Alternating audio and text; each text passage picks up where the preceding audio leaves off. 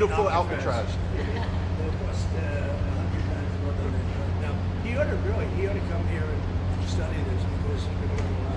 When's the first person checking into the room, sir? Tomorrow. Hopefully tomorrow, within the next 24 They have the hours. doctors, they have all the professionals. There's going to be a security sweep because there have been civilians here, so they will sweep this multiple times to make sure there's nothing can be used as weapons or any contraband. And then once that's cleared, then they'll do so. It's really up to Secretary. I know has got people in the queue, and so they'll be ready to receive. I think our viewers at home should note that this is air-conditioned facility, Yes, so it is. if any of the news claims they're keeping them out in the hot, humid South Florida, that is wrong. It's probably 62 degrees in here, or 72. Hey, Yep. Biden wanted me in here. Okay? He wanted me. It didn't work out that way, but he wanted me in here. Mr. President, what's your expectation what this will do for the speed and force of deportations? Well, a lot of things, and they're both telling me that these people come in here and they want to go home. And they want to go home, so we immediately send them home. You know, where it's appropriate. Now, if somebody's a real killer, we don't send them anywhere. We put them in maximum security. Look, what we inherited from this guy, this incompetent man, and his administration, which wasn't incompetent, it was radical left, lunatic, communist, whatever you want to say. I know most of them. What we inherited should never, ever be forgotten. What they've made us do. This is all because of an open border policy where 25 million people flowed in. From all over the world, from prisons, from all over the world they flowed in. For no reason whatsoever. When I left, we had a very powerful border. We had no problem. He opened it up day one. He just opened the border. People couldn't believe it. They were standing there. What are they doing? They said, go in. That's it. You look at the first day tapes. They opened it up and they said, go in. And that's where all of this began. But this is an amazing thing that they've done here. But listen, people don't have to come here. If they self-deport and go home, they can come back legally. We will let them come back legally. And there is a lot of self-deportation. Yes. But if you wait and we bring you to this facility, you don't ever get to come back to America. You don't get the chance to come back and be an American again and work here. So. They weren't with us when President and Secretary Kevin and we went through the intake. So right when you do the intake, they have the information about voluntary departure.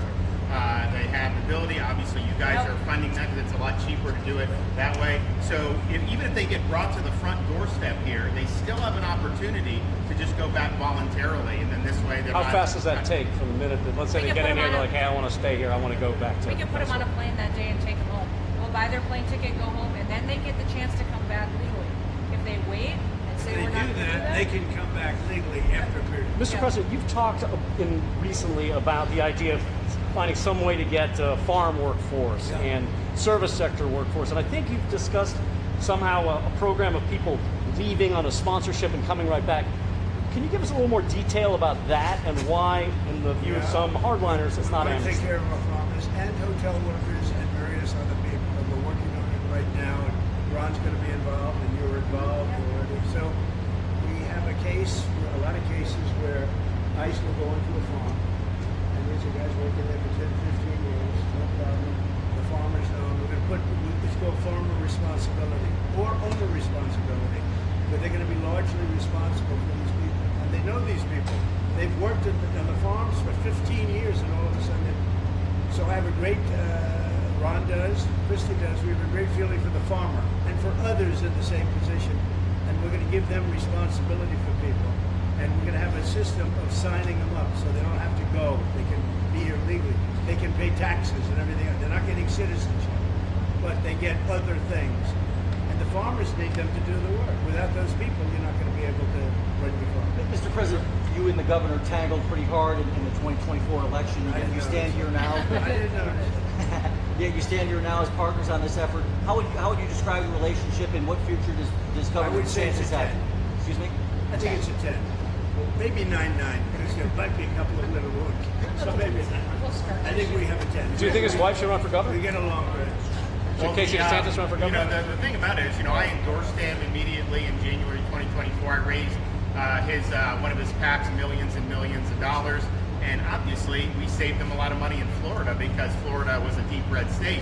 He didn't even have to do a rally in Florida, whereas 2016 and 20, this was like ground zero. And so we've been really happy to do that. And then we've worked very well on this and other issues with Florida. You can call him at any time, and he wants to be helpful for governors. I mean, I can tell you that. We did Hurricane Helene last year. You didn't hear from the president at the time then, but with President Trump, we know immediately. You just make the phone call. Can we ask a Gaza follow-up question? I'm sorry, like another thing you inherited.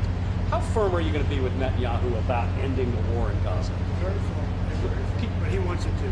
I will tell you. He's coming here next week. He wants to end it too.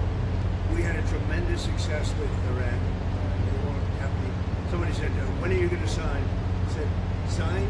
They are so bombed out." Did you see the report issued this morning? The place was decimated. It'll be years before anybody even gets down there. So that's not a priority, but we'll have a report and we'll have whatever we want. We'll get whatever we want from Iran. And I think, and I hope they will have a good country. They have massive sanctions right now, biting sanctions.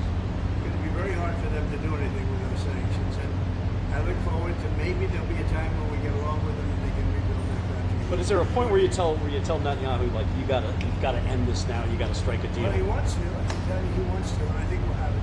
I think we'll have a deal next week. Thank you. That's what I think. Mr. President, did you intend to announce your pick for successor to Jay Powell earlier than say, or as early as say the summer or this fall? Will I do something about who it's going to be? Yes. I don't know. Hey, she'd be a good candidate. I do. She'd be a good candidate. Anybody would be better than Jay Powell. No, he's causing us a fortune because he keeps the rate way up. I think it's stumped derangement syndrome personally, but we have a very strong country. We're the strongest country. Look, our country right now is at a level that we haven't seen for 40, 50 years. What we're doing now is nobody's seen anything like it. I told you, I was in the Middle East. The King of Saudi Arabia said to me very strongly, he said, "You know what? A year ago you had a dead country. Now you have the hottest country in the world." We do. We have the hottest country in the world. Thank you very much. I was going to say Syria. We'll be seeing it over the next couple of years. Also, those type of industries. Kilmar, Brego, Garcia, the first to make here.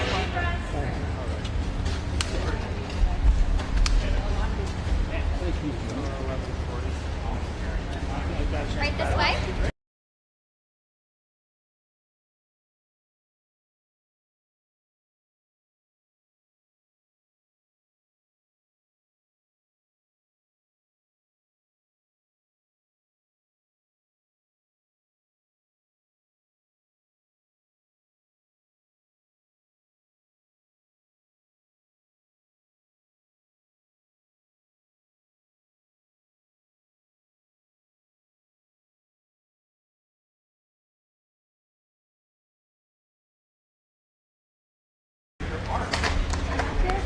Yeah, I got the bag. I'm moving. TV. Let's keep moving. Guys, come on.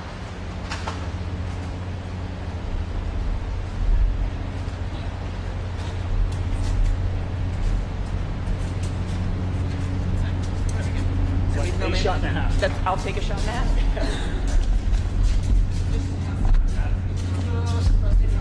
Yeah.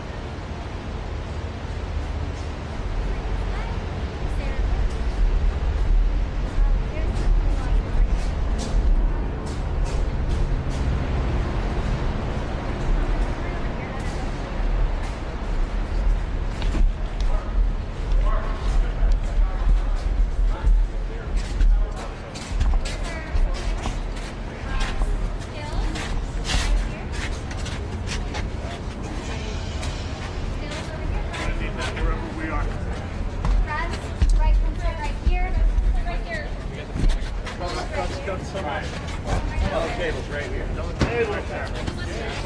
does that mean I am? I'm not No, it doesn't stretch very far. Where's the customer? It's gonna be right here, and I have it too. Is that going to make it over there? Let me see. Not a single thing is still in November. Decision for us to worry about that later. Yes, not a single last party in November. Yeah.